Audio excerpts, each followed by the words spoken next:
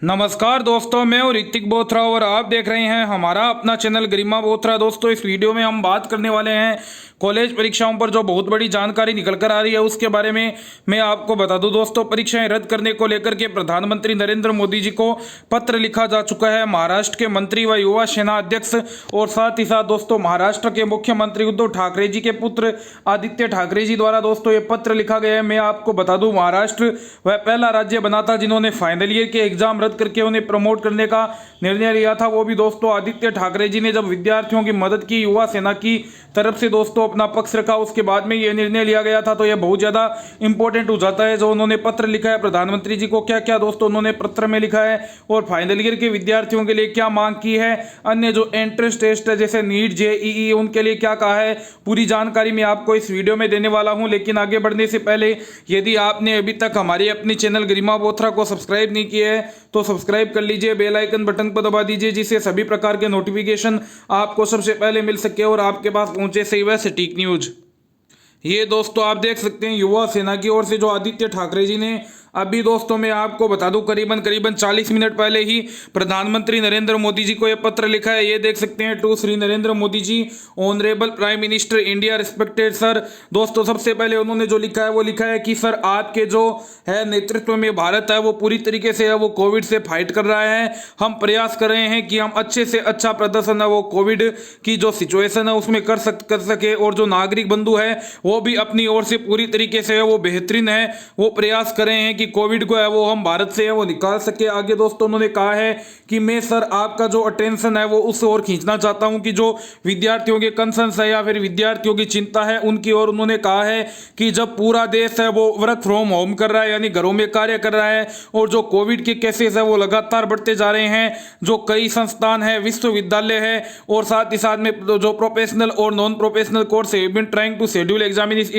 स्थिति में जो कई संस्थान और विश्वविद्यालय है वो प्रोफेशनल और नॉन प्रोफेशनल कोर्स के विद्यार्थियों के हैं वो एग्जामिनेशन शेड्यूल है उसको जारी कर रहे हैं। इसका कारण यह है कि उन्हें यूजीसी और एआईसीटीई के द्वारा है वो बाध्य किया जा रहा है कि वो अपने टाइम टेबल जारी करें और साथ ही साथ में विद्यार्थियों की है वो परीक्षाएं करवाएं। अब यदि मैं आपको बताऊं दोस्तों प्रोफेशनल और नॉन प्रोफेशनल क्या होता है, प्रोफेशनल कोर्स में आ जाते हैं जैसे एमबीए है, एमसीए है, पीएचडी है, ये सब प्रोफेशनल कोर्स है। नॉन प्रोफेशनल कोर्स की बात करूं तो जैसे BA, BSc, BCom, MA, MSc, MCom, ये यूजी पीजी के जो कोर्स है दोस्तों वो नॉन प्रोफेशनल कोर्स में आते हैं। उसके बाद में दोस्तों उन्होंने लिखा है कि जो ये किया जा रहा है कि विद्यार्थियों की परीक्षाएं लेने की बात की जा रही है वो बिल्कुल भी व्यवहारिक नहीं है और विद्यार्थियों के लिए बिल्कुल भी है वो सुटेबल नहीं है, क्योंकि जो कई राज्य है, भारत के लगभग सभी राज्य हैं, वो अभी देख रहे हैं कि उनमें जो कोरोना के केसेज हैं वो लगातार बढ़ रहे हैं। प्रतिदिन 60,000 65,000 से ज़्यादा केसेज आ रहे हैं और आज को छोड़ दूँ तो पिछले 2 दिनों से लगभग 70,000 केसेज दोस्तों मैं आपको बता दूँ कि रोज आ रहे हैं। आगे उन्होंने कहा है कि रेड जोन्स की संख्या है वो बढ़ती जा रही है और जो ट्रांसपोर्ट फैसिलिटी है वो भी अभी है वो पूरी तरीके से चालू नहीं हुई है। आगे दोस्तों आप देख सकते हैं उन्होंने जो बात कही है, आगे उन्होंने बात कही है कि जो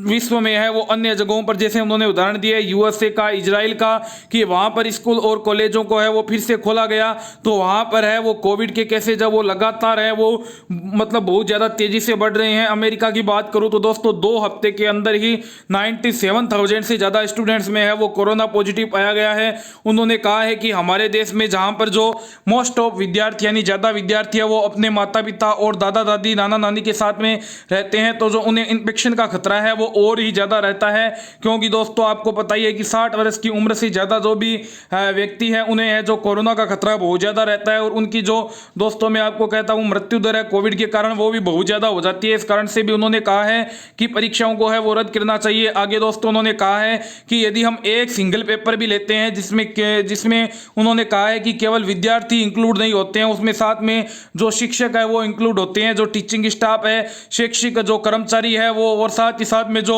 स्टेट राज्य के कई दोस्तों जो मैं आपको बता दूं कि कर्मचारी है, पुलिस प्रशासन है, वो भी है इसमें पूरी तरीके से है वो लगे रहते हैं, जिनको है मैं आपको बता दूं कि कोरोना का खतरा सबसे ज्यादा है, क्योंकि पुलिस वाले हैं वो अन्य जगह भी काम करते हैं जहां कंटेनमेंट जोन है वहां पर वो काम करके आए हैं। जो कोविड कोविड पेशेंट्स है उनको हॉस्पिटल पहुंचाने की जिम्मेदारी में भी पुलिस प्रशासन पूरा सहयोग करता है। तो उनको कोरोना का खतरा ज़्यादा है और उनकी वजह से यदि किसी विद्यार्थी को कोरोना हो जाता है तो वो जिम्मेदारी कौन लेगा। और वो विद्यार्थी दोस्तों यदि पूरी जगह अगर फैल करके अपने माता पिता के घर में जाता है, अपने गाँव जाता है, वहाँ पर कोरोना फैला देता है तो उसकी जिम्मेदारी किसकी होगी, ये बात भी दोस्तों कही गई है। आगे दोस्तों उन्होंने कहा है कि उन्होंने प्रधानमंत्री नरेंद्र मोदी जी से है वो विनम्र प्रार्थना की है, रिक्वेस्ट की है कि आप है वो इस पर इंटरवीन करें और जितने भी पोस्ट जो एकेडमिक करियर के लिए जो चल रही हैं, जितने भी शैक्षणिक गतिविधियां अभी चल रही है उसको आप अभी स्थगित कर दें। और किसी भी प्रकार का चाहे वो ऑफलाइन एग्जाम यानी फिजिकल एग्जाम हो, चाहे ऑनलाइन एग्जाम हो,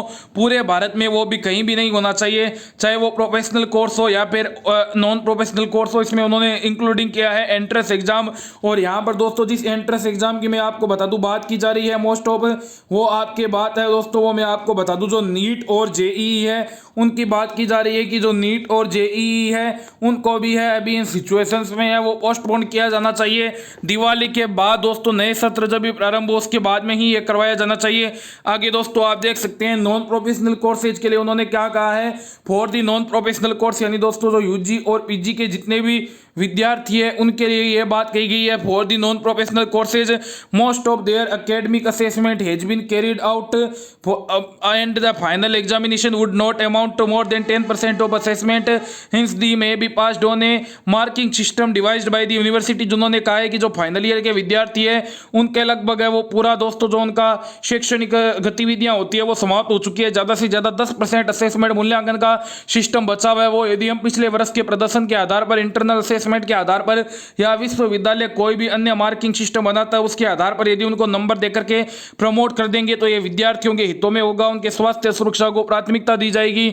उनके करियर को लेकर के बढ़िया होगा, जॉब अपॉर्चुनिटीज को लेकर के बढ़िया होगा, उनके जो मानसिक स्वास्थ्य है उसको लेकर के बढ़िया होगा। ये बात दोस्तों मैं आपको बता दूं आदित्य ठाकरे जी ने उठाई है। आगे दोस्तों उन्होंने लिखा है we may also think to starting over academic year from January 2021 instead of June और July 2020 so that no student lose the academic year. और साथ ही साथ में दोस्तों जो बड़ी बात कही जा रही थी यूजीसी के द्वारा कि यदि हम परीक्षाएं नहीं करवाते हैं तो एक एकेडमिक ईयर का लॉस हो जाएगा, तो उसको लेकर भी आदित्य ठाकरे जी ने कहा है कि किसी भी विद्यार्थी को एकेडमिक ईयर का लॉस नहीं होगा। हम कोविड की परिस्थितियों को देखते हुए, असामान्य सिचुएशन को देखते हुए हमने जो हमारा सत्र जून और जुलाई में शुरू होता है उसको इस बार हमने जनवरी से शुरू करने का है, वो भी मन बनाया हुआ है। Sir I am sure that, उन्होंने आगे कहा है कि सर आपका जो इसमें इंटरवेंट होगा यानी आप इसमें इंटरवेंट करें, आप इसमें है वो दखल अंदाजी करें और साथ ही साथ में है वो विद्यार्थियों को है वो बचाने का प्रयास करें जिससे कि जो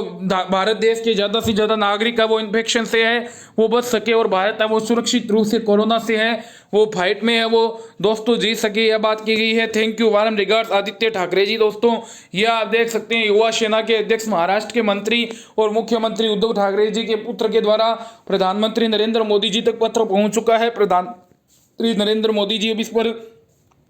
क्या संज्ञान लेते हैं ये देखने वाली बात होगी, क्योंकि दोस्तों मैं आपको बताऊं तो बहुत सारे व्यक्तियों द्वारा, बहुत सारे पॉलिटिशियंस द्वारा, बहुत सारे शिक्षाविदों द्वारा पहले भी पीएम मोदी को एचआरडी मिनिस्ट्री को पत्र लिखा जा चुका है, लेकिन ना वो उसका जवाब दे रहे हैं, ना ही कोई दोस्तों सकारात्मक रिप्लाई आ रहा है। तो ये दोस्तों देखते हैं इस पत्र के बाद में क्या प्रधानमंत्री मोदी जी है वो कोई रिप्लाई देते हैं। विद्यार्थियों के स्वास्थ्य सुरक्षा को प्राथमिकता देते हुए विद्यार्थियों के हितों में फैसला लेते हैं। फाइनल ईयर की परीक्षा हो, चाहे नीट की परीक्षा हो, जेईई की परीक्षा हो, उस पर लगातार हमारी नजर बनी हुई है। उसको लेकर के कोई भी अपडेट, कोई भी जानकारी आती है आपको शेयर करके तुरंत आपको अपडेट कर दिया जाएगा। धन्यवाद। वीडियो अच्छा लगा हो तो ज़्यादा से ज़्यादा शेयर करें। चैनल को सब्सक्राइब नहीं किया है तो सब्सक्राइब करके बेल आइकन बटन दबा ले। धन्यवाद।